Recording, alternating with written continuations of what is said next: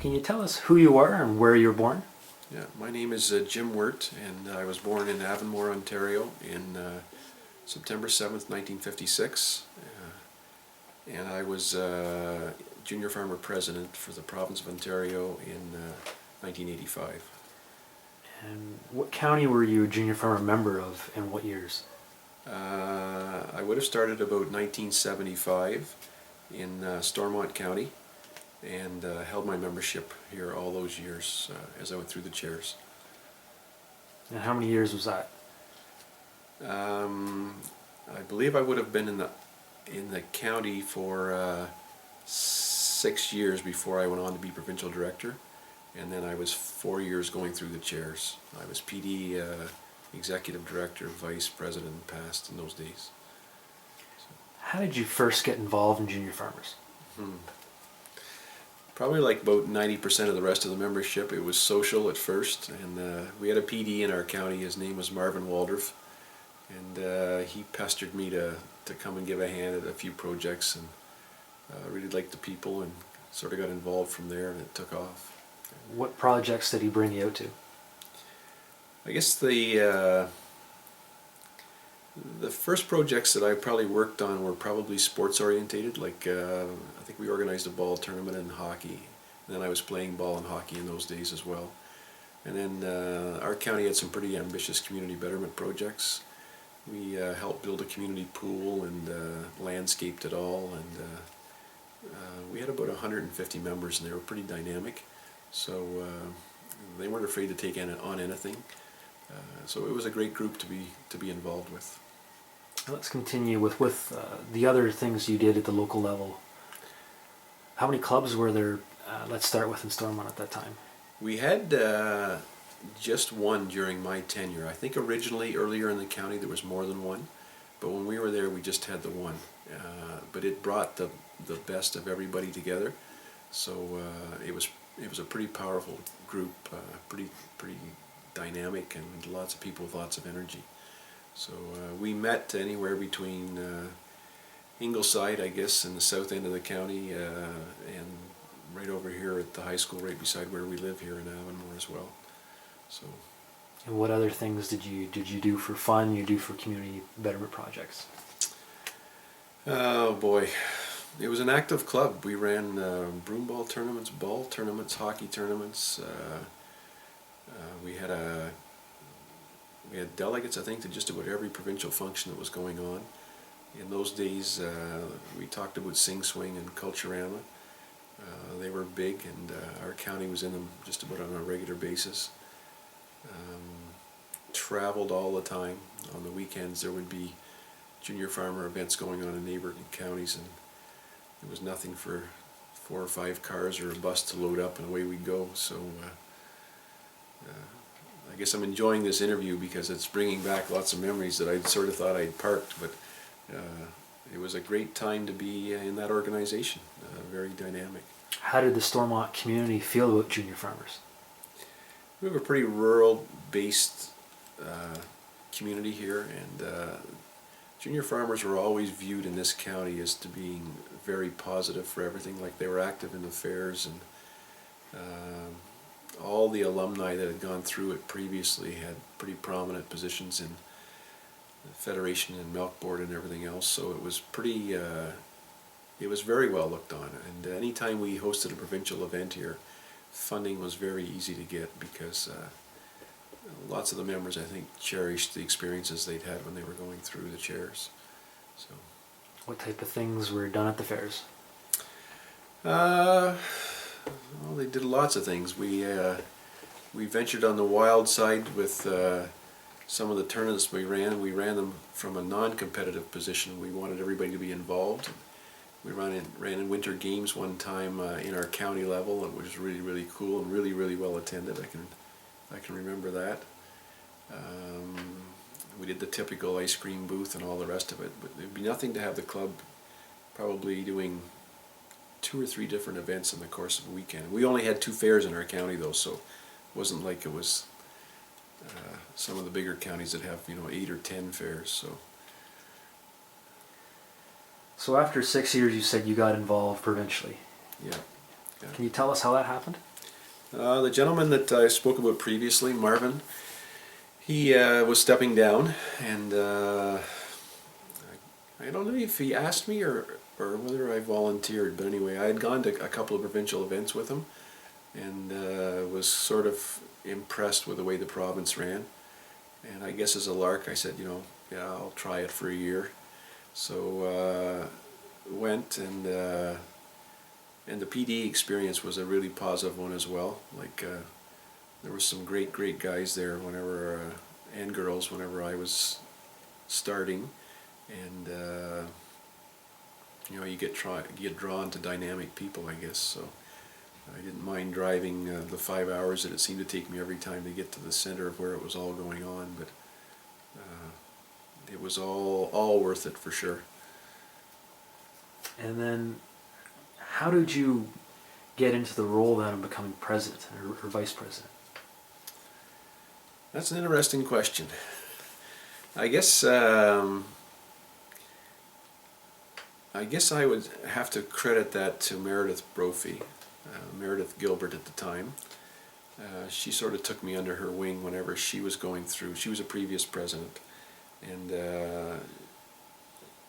she sort of guided me a little bit about some of the things that I might benefit from if I chose to go up through the chairs. I really hadn't considered it previously to that, and I had a good friend going through right in front of me, Stuart Budd and Doug Murphy were both really good friends, and Doug Peart, and they all had sort of advised me that it was worth the effort because it's a big commitment. I think the year that I was president, I spoke at about probably 40 or 50 banquets, and a lot of them were Western Ontario, and so you had to understand you had to have a support at home. We had a dairy farm, and if you're going to do something, you want to do it to the best of your ability, I guess. So I was at a time in my life where I wasn't married, and loved meeting people, and took me all over the province. So it was great. You mentioned you were chair. Does that mean you were on several executive committees? Yeah, in those days we all looked after certain events, and I think the first year that I was in, I had this is testing me here. I think it was Summer Games was probably mine that I remember, and I'm sure that I was also an organizer on Sing Swing. And Sing Swing in those days was remarkable. Showcase at night, which brought the best of every act in all our divisions, would be standing room only. And there would be literally, like when the Bruce County Choir came to sing, or whoever won out of that division, like there was Huron and Middlesex and all the big counties had choirs in, there would literally be jam-packed attendance to see the talent that was on display. And we had big halls, and the dance after would be, you wouldn't have room to move. There'd be 1,000 people at it easily. So they were remarkable events, and usually we hosted them, somewhere in association with a university if we could, to get the facilities that we needed. But the grassroots members all came in during the course of the day, and it was a dynamic period for sure. So in your time, did you have to become vice president first before you had to become president? Yeah, the way that worked was there was an election for vice, and it was automatically assumed that once you went through for vice that you were acclaimed as president. So the vice presidency thing was the big thing. So my election took place in Thunder Bay, and that was a big undertaking. We I don't know how many kids we moved up there for that conference, but probably 300 or 400 anyway. And Thunder Bay was a phenomenal host. They did everything for us. It was a great conference. So, but yeah, I was part of that annual meeting, and we were successful. There was 3 of us, I think, that ran for that election, if I remember correctly. And Who were they? Oh boy, I believe Dave Jenkins from Elgin might have been one of them, and I think a friend of mine from Renfrew, Jimmy LeBeau, might have put his name in, but I don't know if Jim stood for it or not at the end. But That's a few years ago now, but I'm sure that Dave was one of the ones. So you went through the process, like there was a speech, and you know, you had to have your aspirations in line as to what you were going to do. And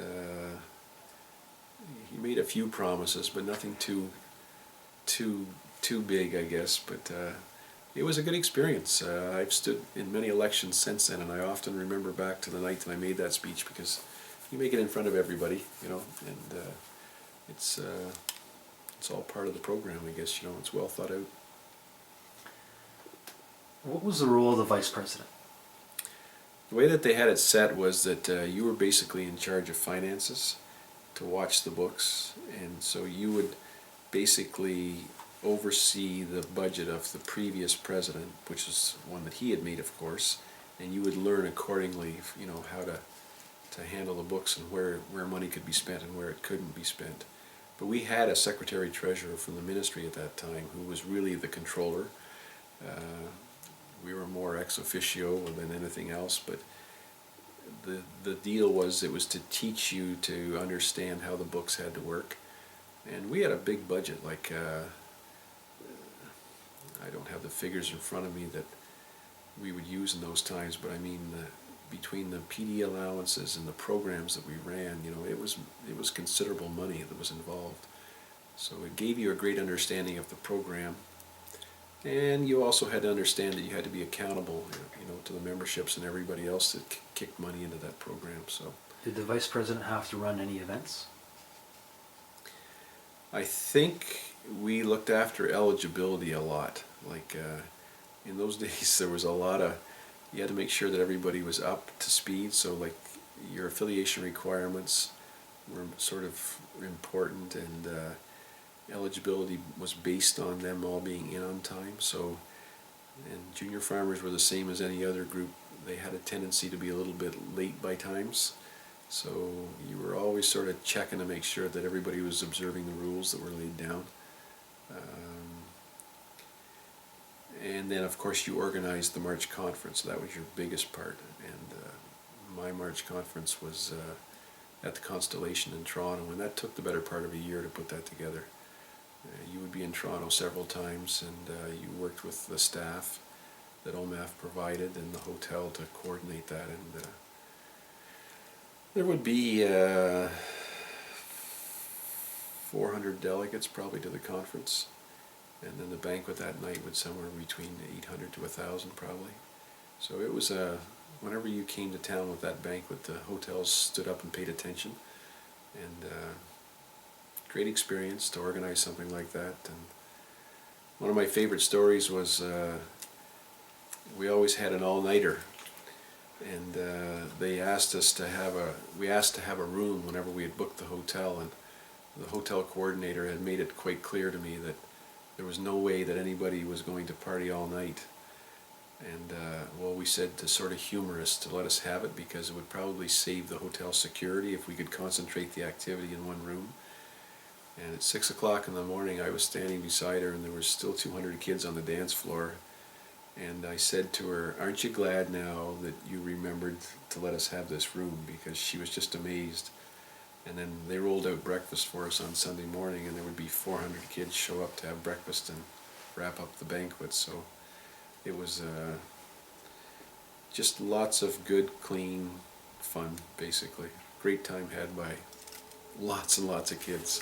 And how did the role change once you got in the president? The role? Actually, what year were you president? I forgot to ask. 85. 85. Okay. Yeah.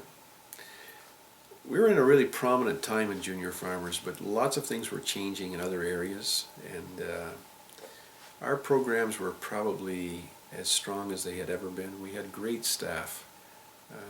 Ken Knox, Peter Fleming, Janet Horner, Amber Gibbons, you know, really motivated, really dedicated to the program. Our leadership camp program in particular was, when I look back on it, was probably years ahead of its time.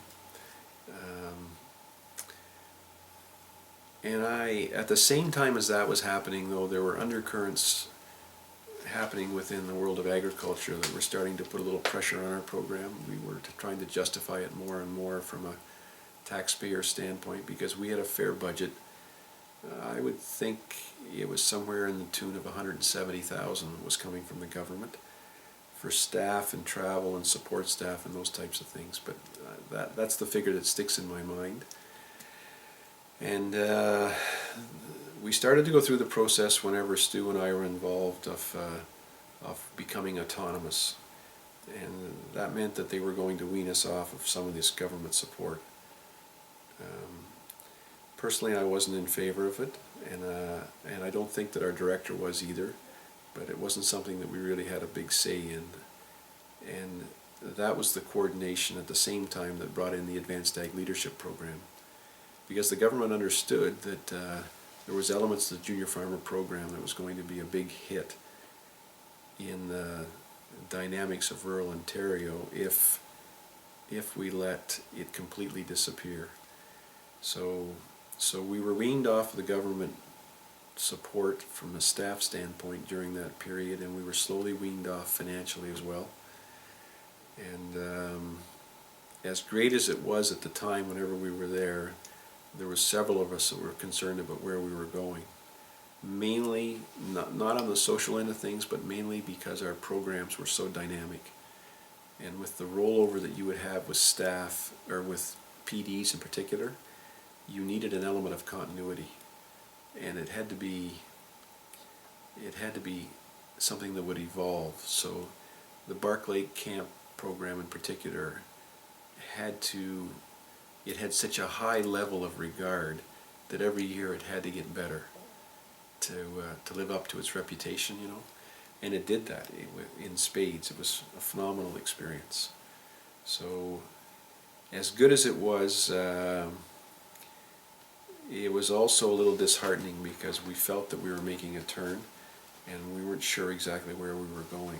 And I felt myself very lucky to be there during a period when it was so strong, but as it proved out, it did affect us on what was to happen next. So they say the only constant is change. I guess it's an example of how that worked. All right. Let's talk about less political then. Can you talk about some of the most significant events or interesting things that happened to you as president and past president? I guess the most significant thing from a personal standpoint was that I got to meet a whole kaleidoscope of individuals that would stay in my life basically forever, I hope. Some of my best friends we still keep in touch with, and it's given me connections in Ontario, in Canada, and internationally. We hosted lots of delegates as well during that period. So, and I felt that the people that were involved in the Junior Farmer Program whenever I was there were very outgoing, and but also very motivated people. And I guess that was the thing that drew me to them the most. Was I found that there's people that watch the game and people that play the game, and these were all players. And it was hard to come home after an event and not be motivated to do better yourself, because you'd been involved in such a positive experience wherever you'd been on the weekend, except for the sleep element. But other than that, it was really, really good. So, is there something significant that sticks out right in your mind as an event itself? I guess my March conference was there was a lot of work being done at that time with trying to organize rural youth around the world. There was lots of associations in Europe that were being spawned, and we actually, at that time in '84, I believe it was, we had a National Rural Youth Conference where we were trying to encourage young farmers to organize the way that Ontario was. We held it in Manitoba, and it had great potential. but the logistics of trying to coordinate a country as big as Canada on that kind of a scale was, we just didn't have the financial support that we needed to make it happen. So I guess being involved in that, and in my conference, we brought 4 speakers in from Europe, and there was a girl from Ireland, and I can't remember where the other 3 were from actually, but anyway, great speakers, and went on to become great delegates from their countries as well. But it was meeting them and bringing them into that conference, I guess, was really good. So that would be the thing that I would probably nod to as being as one of the biggest events. You talked about the changes behind the background, behind the curtain for junior farmers. Were there any changes up front that happened that you saw that you thought were significant? No, I don't think so. Like, we were still a very dominant organization.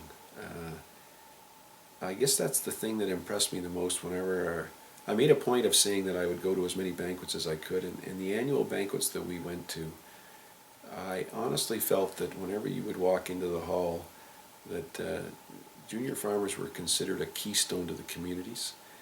You would see, the mayors, the politicians, the business people.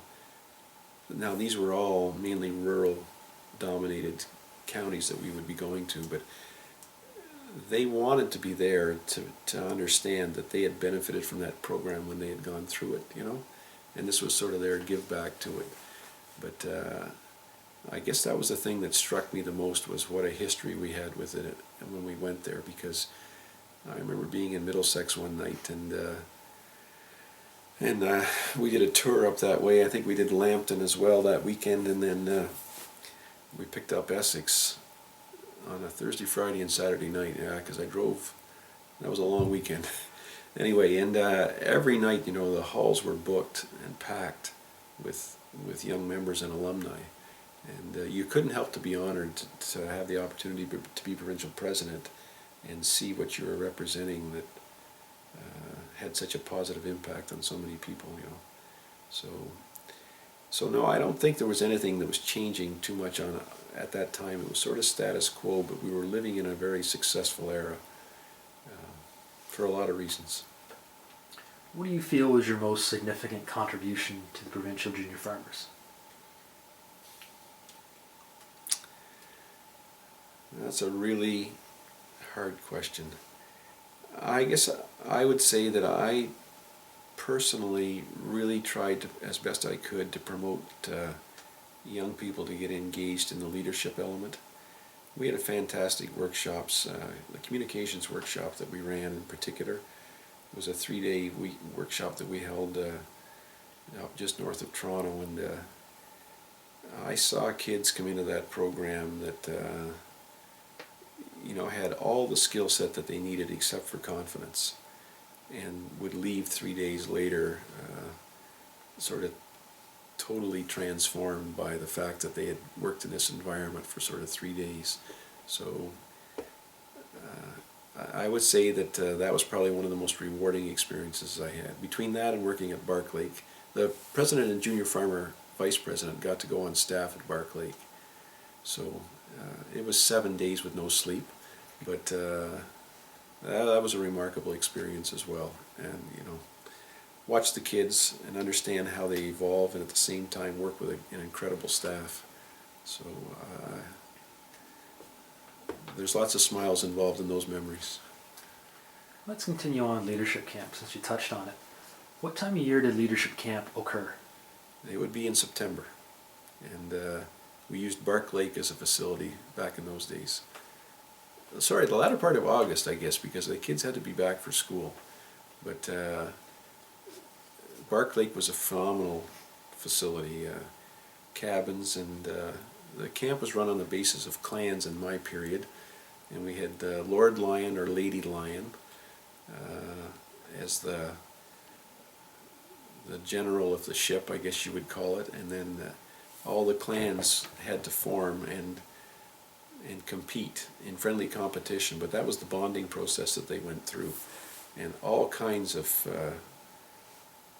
great talent came out over the course of that time. And kids really learned to step outside of any inhibitions they had and really show the talents that they had. It was a really cool experience, I guess would be the word I used, because I still see people that talk to me about junior farmer camp whenever they went through it, and the people that they'd met, and what a positive impact it had on their life. What sort of challenges or competitions did they do that display these talents? Well, there were some wild things. They would have to put on skits, impromptu skits. They'd have to. There was challenges, and one clan would come out with a particular challenge, and everybody would be in the same hall, and they would challenge the rest of the clans to come up with something, along the same lines, and it would have to be spontaneous. There was no preparation involved whatsoever, just imagination, and away you would go. And then there was also all kinds of competitions that would take place. There'd be the canoe races, or some of the stuff out on the water whenever we did them, and there was at the last night there was a giant ceilidh where the clans all paraded down along the shore of the lake, and we had this big bonfire, and some of the traditions of camps past were recognized, and it was all part of this sort of the final send-off, and there was lots of tradition involved in the camp procedure, on top of the leadership training. Like, there was some, through the course of the day, there were some really positive experiences there, but it was a balance between leadership training and personal development in a very unique environment. And because the camp worked on reducing any inhibitions that were there, like, you did some silly things at camp, and after you had done that, there was nothing that you could be embarrassed about anymore, because everybody had seen your weaknesses and consequently your strengths. So and it just made for a great atmosphere for people to be genuine, and I think that's what endeared so many people to the friends that they met there, was the fact that there was nothing pretentious. It was, you laid it all on the line, and it worked very effectively. I've worked in many organizations, and from schools to different social groups, and I can say absolutely that there was no program that was as well presented and developed as that camp was. What were some of these traditions that you're mentioning? Well, I'm married to Lady Lion, who you're going to interview here in a second, so she can probably give you the insight to some of that, but it would be more along the challenge line, where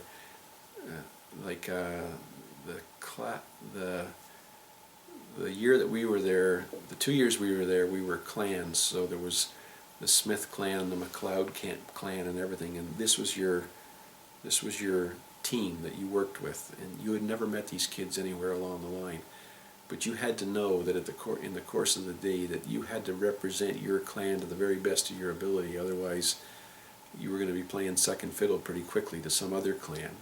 So if you didn't have all your people lined up for breakfast at 7 o'clock in the morning looking sharp and bushy-tailed, you had to do the dishes right after.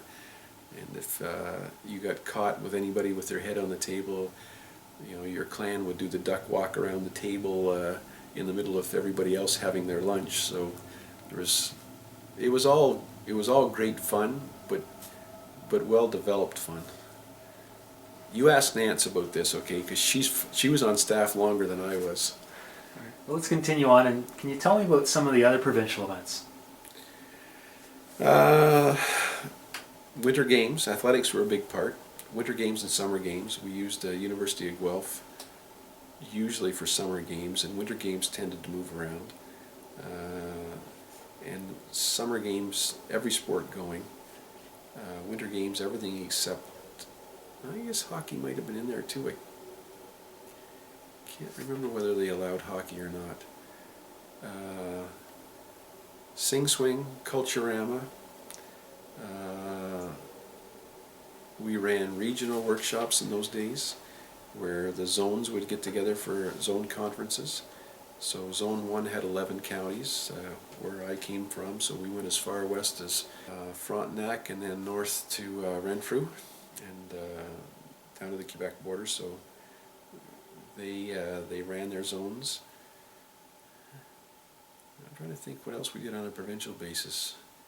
Of course, once you were a PD, there was 4 or 5 PD meetings through the course of the year on top of the provincial events. So you pretty well had a commitment at least once a month to be out on the road, and then you had everything that was going on in the zone. So my parents had to be a little patient with me because I certainly wasn't home very much during those years. But it was all my sister, who was a past UK delegate, met her husband whenever she was in the UK, was home farming for me at that time, and or helping my parents. And I can remember thanking her on a regular basis for all the time that she cut me to let me be on the road, I guess. So lots of memories. Was there anyone you met in Junior Farmers that became a significant part of your life? There's a fairly loaded question. Obviously, yeah.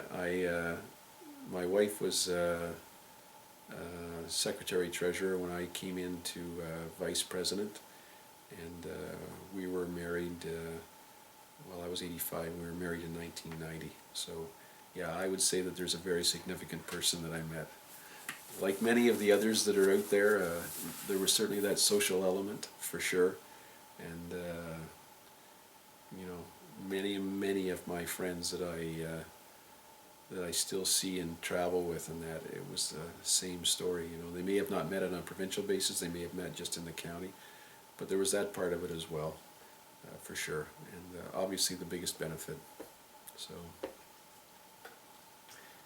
What was one of the most craziest experiences you had as a junior farmer?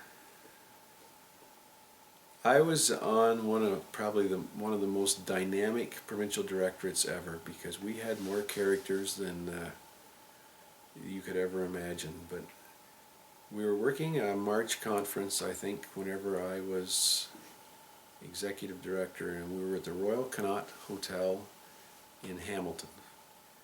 And I was in charge of security, which was not an enviable position to have. And we had gotten a call that there was a problem back at the hotel. I think it was Sing Swing we were at. Anyway, Janet Horner was the secretary treasurer, and I was leaving the hall, and Janet came with me, and we went back to the hotel to see what this problem was. And it wasn't our guys at all. It was actually a wrestling team that was in the hotel with us. But Janet and I were standing in the foyer of the 7th floor, and I had a committee of security with me, like with some PDs, and one of them was Bruce Johnson from Perth County, and Glenn Cummings was there as well, and he was from Bruce, and they were both fantastic characters. But in the course of the evening, we had a theme dance, and Glenn was dressed as Bam Bam from the Flintstones, so he had a feed bag loincloth over his shoulder, and he was carrying, I guess, some kind of a plastic bat with him. And Bruce was Hulk Hogan. He had dyed his entire body green, and he had a pair of gym shorts on, and he had the body to match Hulk Hogan. Anyway, the elevator doors opened on the 7th floor, and I was standing there with 2 police officers, and they both reached for their revolvers whenever these 2 guys stepped off, and I said to them, "Don't worry, they're on security with me." And both officers looked at each other and said, "We're out of here," and left right there, because they couldn't imagine what organization they were working with when they saw these 2 guys get off the elevator. But I've laughed about that story for generations now, and it was just typical of the spirit, I guess, that was there in those days, you know. So we had 800 kids, I think, probably at that event down there, and there wasn't a problem at all. you would come into town and they were there for all the right reasons, you know. So, but there's a long list. If I could certainly add more stories to it, but they were all great examples of imagination and spirit, you know. So. What do you consider your legacy from being president? I don't think I was probably one of the. We had some great presidents that went through the association before me. Tom Callahan, Bruce Saunders, Bill Emmett, all guys that I sort of looked up to, and I don't think I really did anything as far as the evolution of the program goes. If I credit myself with anything, I did the best I could at the events that we were at to encourage people to take advantage of the opportunities that junior farmers provided. And I guess I would say that if I had any positive impact, that would be along those lines. And from a personal standpoint, I've still got people that I'm in touch with that benefit me from encouraging them then to go further, you know, that recognizing that they had the potential, and some of them went on to win international trip bursaries, and some of them went on to change their career paths dramatically because they realized that they could do more than probably they maybe thought that they could. So, and it gets back to what I commented on earlier. I think that young people at that age still require confidence to really let their abilities shine through, and junior farmers did a remarkable job of letting people have that venue to do that in.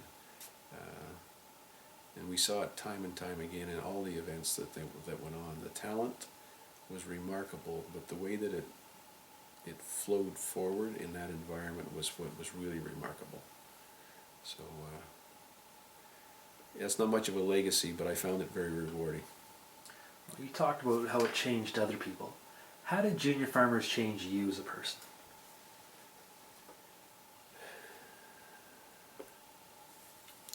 I guess it improved my people skills. You get to work in an atmosphere where you automatically want to bring the most to the table, and you learn to read people and benefit off of people.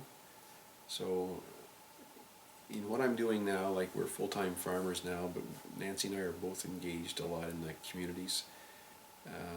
It gave me a great background on being able to work with groups with different styles of leadership to try and get those same groups to do the same as we learned in junior farmers, to make people, to allow people to realize their potential, I guess is the way to word it. So if I had to give junior farmers credit for anything that has enhanced my life, I would say that it's the experience that we got from working in so many different roles with so many different people.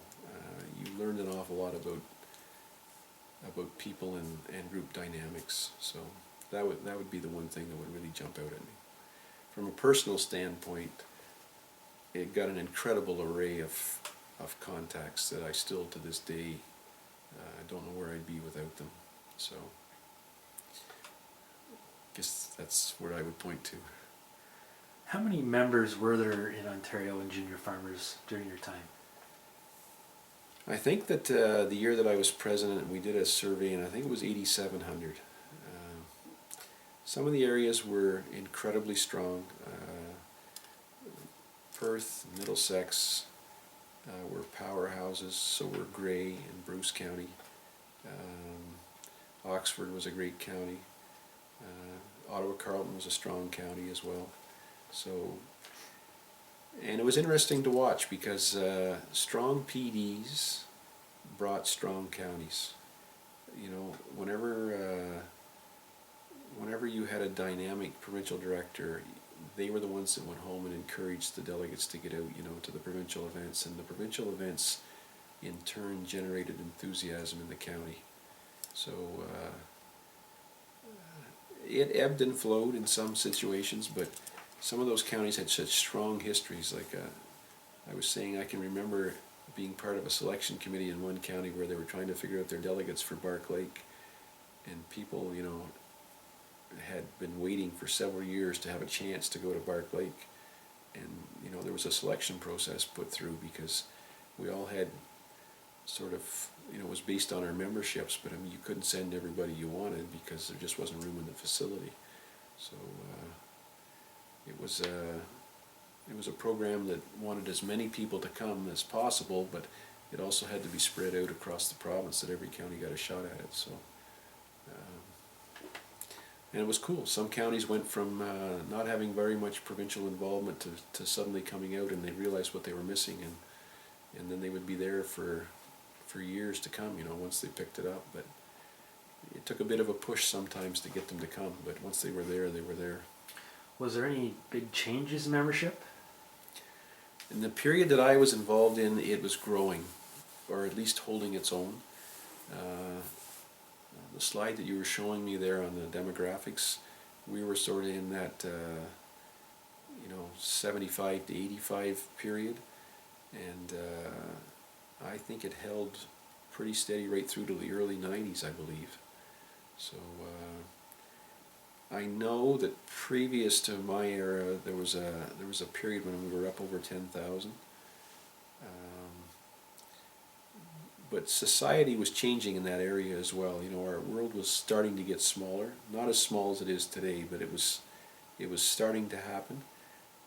Now, of course, it's really happening. Like, I mean, the entire world is on our iPods or whatever they call them. But in that period of time, like I remember us sending delegates to Russia for the first time ever to go over to a conference, and those were opportunities that 10 years previous to that no one had ever even imagined. But we had the contacts, and you could raise funding very easily for these international opportunities, and we had great ambassadors. So it was a good period. How much was membership? When I read that, I tried to remember, but I believe it was $20. $20. Yeah. Are there any other stories you'd like to touch on that only happened to junior farmers and they could only happen at your time?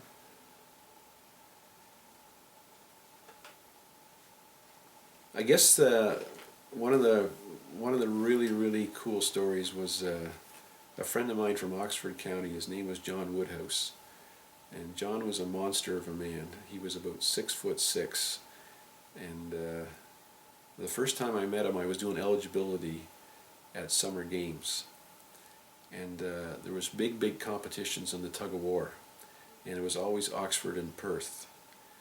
And the provincial director from one of the counties had come to me and they said, "You should see this guy that's in the tug of war team for Oxford County." He says, "There's no way he's a junior farmer member."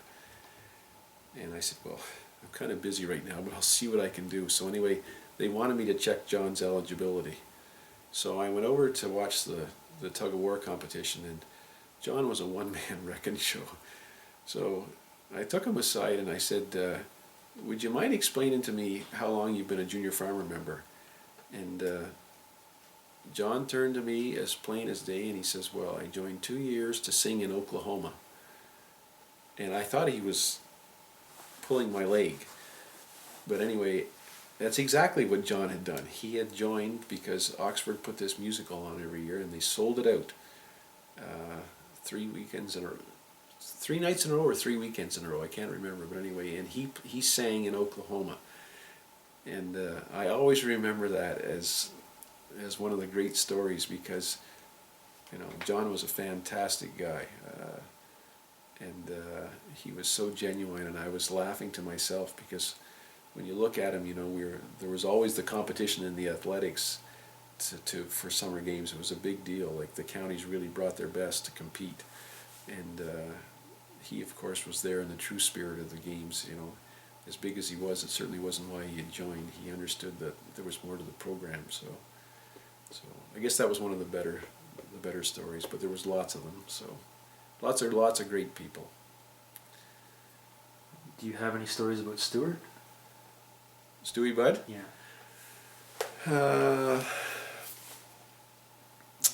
Well, Stuart met his wife during our tenure. Jenny was a delegate over here from the UK whenever we were on, so I just remember the year that the girls were here and traveling around. I had heard different rumors from different guys that Stu was spending an awful lot of time going to different counties according to where Jenny's schedule was. So I was watching this unfold and smiling to myself because Jennifer was just a wonderful girl. And Stewie's a very private guy. He'd never ever tip his hand, but I could always figure that by how red he got whenever I would ask him that there was something in the offing. So, but Stu and I, we traveled for a long time together, and Doug Murphy as well, and probably one of the finest gentlemen that I ever met. Just a real honest, downright good guy to be around. So, and you know, still see him on a regular basis whenever we can touch paths. A bunch of the guys got together there, I guess this year at Christmas. I wasn't able to make it up, but they still, whenever somebody's in town, they get a minute, they pick up the phone and they can't see what we can do for Old Home Week and get everybody together. So, but You have any stories about Doug? Murph, probably one of the most dangerous two-steppers in the history of junior farmers, because Doug always took the outside of the hall and you could hear him coming, and if you were dancing on the floor and Doug was coming with whoever was trying to hang on to him, you wanted to be moving to the inside. But another really, really good guy. Lived and died for junior farmers whenever he was involved. Good president, loved by everybody. I honestly don't know how he survived, because I don't think he slept for the entire year that he was president. But he would be bright-eyed and bushy-tailed in the morning, and probably didn't get a lot of sleep the night before, I guess, was the thing that always amazed me. After you came Sandra Quell. Yes, yeah. Sandy was my vice, and probably the exact opposite of me, because she was incredibly organized, incredibly capable. Did a really, really good job with the executive. I was more, I relied on a lot of people around me to help me. Sandy was incredibly organized, and I thought that she did a remarkable job whenever she was in as president. We were probably, I think, changing some of our staffing at the time, if I remember correctly, and she was probably front and center in part of that. So, but Sandy was on the executives with me, like we'd come up through as PDs together as well. So, and I believe Al Cole, I think, followed her, right? Does that sound right? Yes. So Al's just up from up here at Renfrew, and he was a junior whenever I was kicking the door down to leave. So, but Al and Barb were just in here back in the fall. We still sort of run into them on a regular basis. So. And you mentioned Janet Horner before. Yeah. Great, great, great secretary treasurer. Janet was there. I think she took over right after Ken. Knox had stepped. Who's Rod Stork. Was it Rod? Sorry. Anyway, I guess Ken was director at the time. But anyway,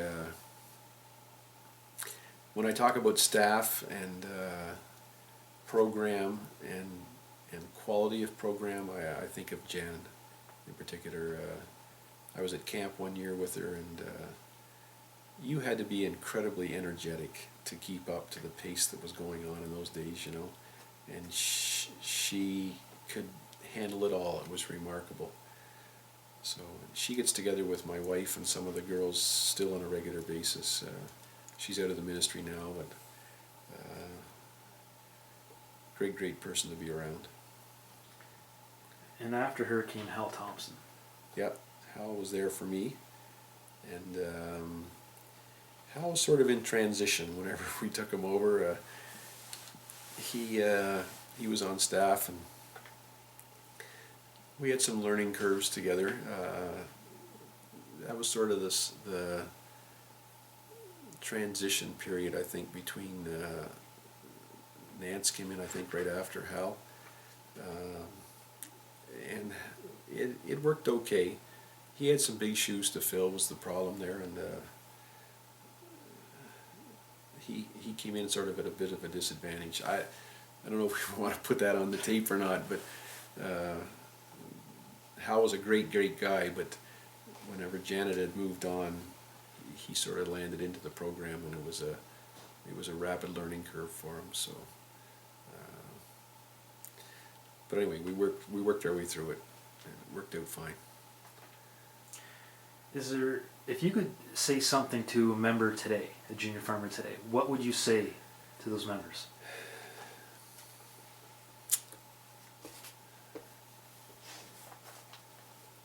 I guess I would say that that in my estimation, the need for the program is as genuine now as it was previously.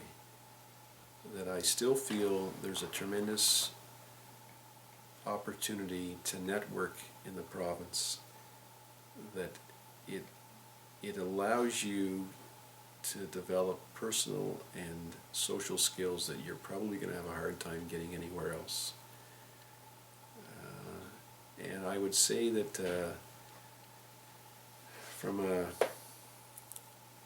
professional standpoint, that the program is still as relative, the need for it is still as relative as it was previously. That I don't think that everybody understood exactly what we had until we lost part of what we had. And I've talked to lots of people in the government about that shift in thinking as well, because I parallel it with what's happening in other countries. We've had 20 international delegates over here to the farm over the years, and I'm very well aware of what's happening in Europe in particular, and I live right beside Quebec, and I hope that Ontario hasn't made a mistake on the way that we've let this program develop its own legs. So anyway, to encourage them, I would think that the motives are the need for the program is as strong as it ever was, I guess, and if they can take advantage of it. And I have 4 sons now that I'm really starting to watch, and I would really love to let them have the opportunities that we had. My 2 sisters and I went through the program, and it was probably the most productive experience that we had as young people. And it went on to allow us to have a solid base to build on for our professions. So I would highly encourage them to take advantage of it, but I know that they don't have the support that we had when we were going through it.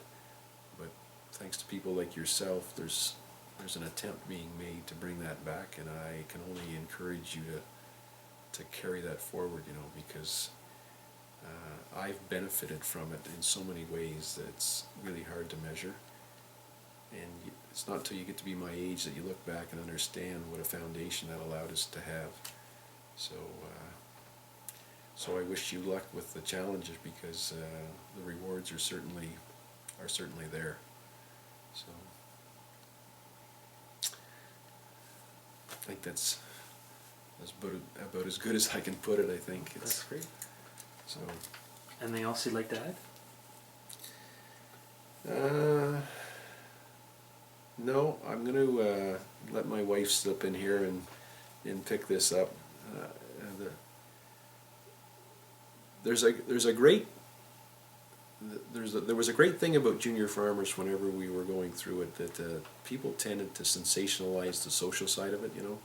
It was the great times that we had, but the great times were based on great people, and the memories of the people are stronger than than the memories of the times, you know. So that's the thing that I cherish the most whenever I look back on it. I think that, and those people are still there. It just provides an incredible opportunity for them to network in ways that are so unique that, you know, I just hope the next generations have had the benefit of what we had. So. That's good. Well, thank you very much. Well, thank you.